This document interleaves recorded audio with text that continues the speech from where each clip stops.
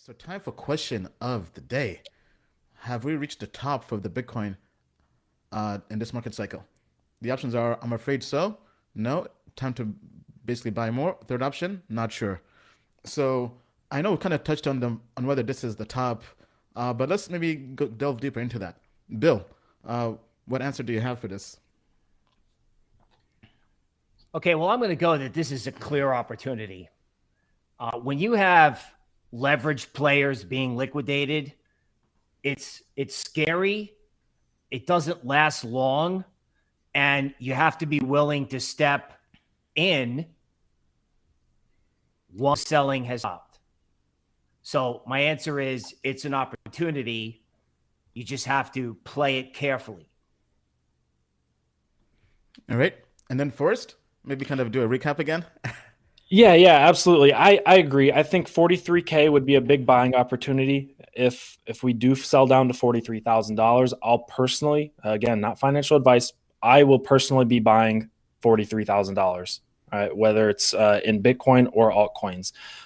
It just doesn't feel historically within the silo of looking at Bitcoin. It doesn't feel like a top. Now, there's obviously bigger things going on in the market, right? We saw the pandemic come in last year and absolutely crush the price of Bitcoin along with everything else. So these other externalities can absolutely affect the market, whether it's the Joe Biden capital gains tax bill or it's China blacking out the hashing rate, the blacking out the grid, right? These other things can definitely cause Bitcoin in the market to crash, but within the bubble in the silo of Bitcoin, it doesn't feel like a top, and that's why I'll be buying 43,000 if we head down there. All right. So one thing I'd like to bring up here is the visual trends indicator for Bitcoin. So this is what we have on the site. So both indicators, both the high frequency and the low frequency, did turn bearish on Bitcoin. So I think this is very, very interesting. In a way, it kind of aligns with what Forrest and Bill have been saying earlier in the show.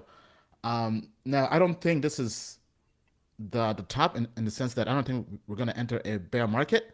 However, as mentioned, I think we're basically going through a correction, right? Because for both the high frequency indicator and the low frequency indicator to turn bearish, because it's been bullish since basically 11K, right? So I think the prophecy might be fulfilled. And I think in May, we have to be very, very cautious, right? So to our customers this week, Bill mentioned that when we say sell in May and go away, we weren't saying to just go on vacation, but I think maybe Bill kind of add to this. I think you mentioned that in terms of any highly speculative coins, basically if you're holding Dogecoin and any meme coins, basically any coins you don't think have actual value, in May, you probably might want to get out of that.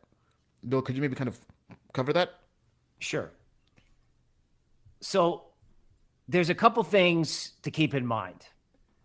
First, you want to make sure that when things get volatile, that you believe in what you own and that you own it for good reason.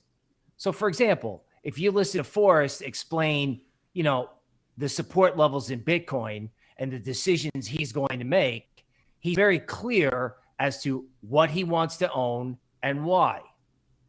I would encourage you to emulate what you're hearing from my colleague.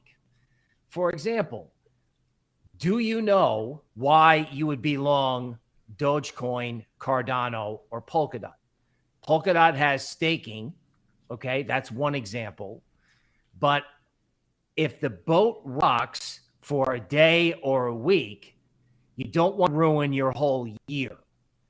One of the things behind sell in May and go away, really what it means is just protect the money you've made during the year, rest if you can, and look for a better opportunity to get long.